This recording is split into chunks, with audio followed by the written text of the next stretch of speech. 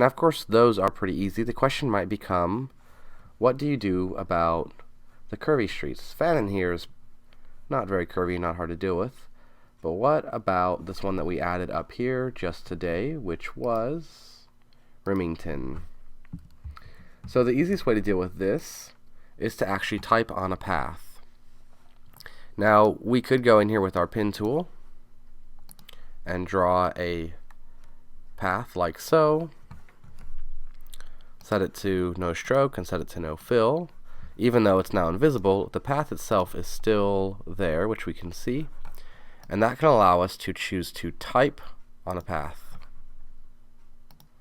which we could then type in Remington, assuming that our path is long enough. Now we can also make it a bit longer if we need to by dragging out parts, and that helps a little bit.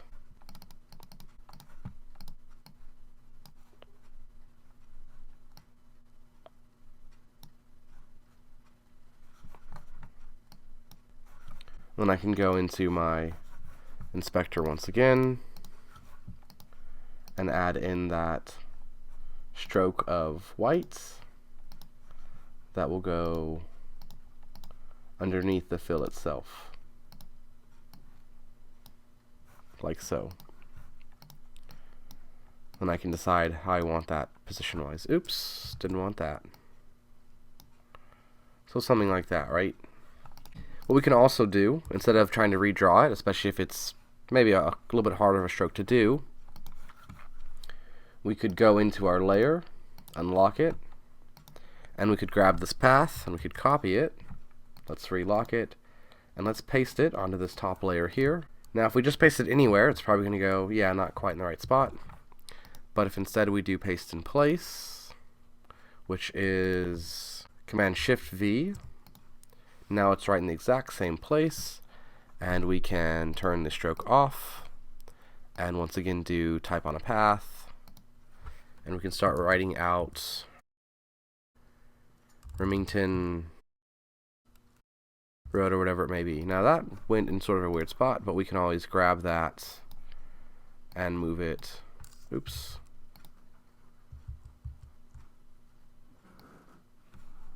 over to where it needs to be, including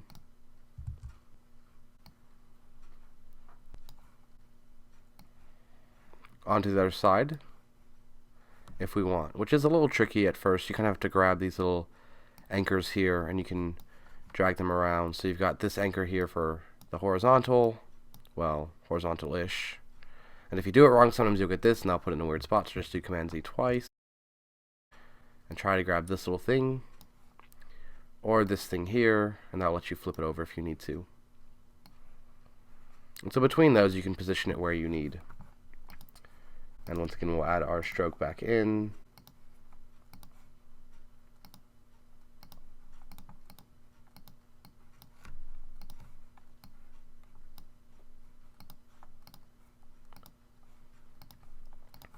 Like so. And we can move this down a little bit if we want to, or kind of however we need it to be.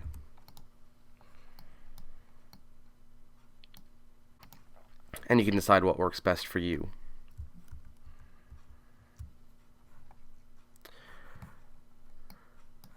And you'll want to do that for all of at least the important roads, and maybe even for some of the areas as well, like perhaps the stadium or some of the parks. Now, you want all the fonts to feel like they go together, but you don't always want them to look exactly the same. So the way the streets are labeled might be a little different than the way that the university itself is labeled. So for this, logically, I'd probably want to make it bigger.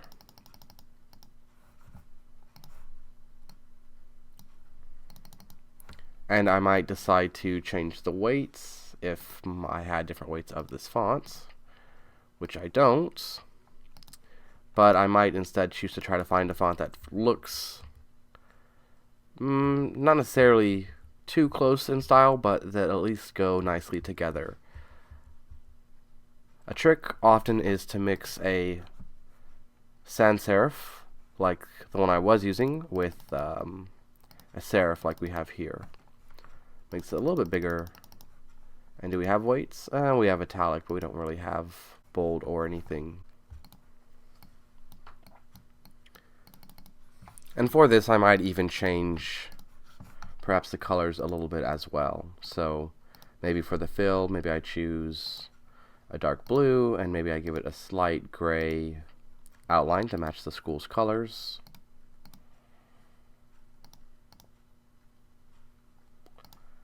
And then I might give it another outline as well. Oops, that's a fill. We'll try that again. There we go.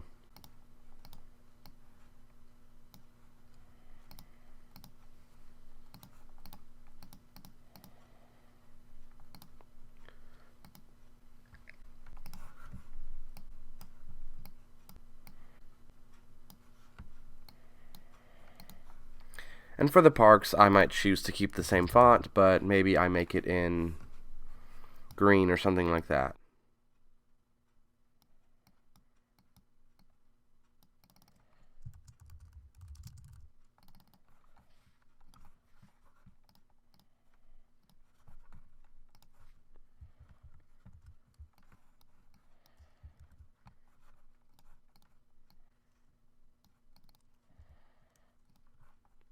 And the spacing feels a little bit big, so I'm going to decrease that just a little bit.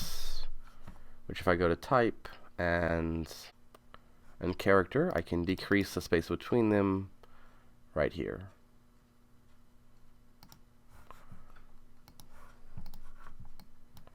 Looks pretty good.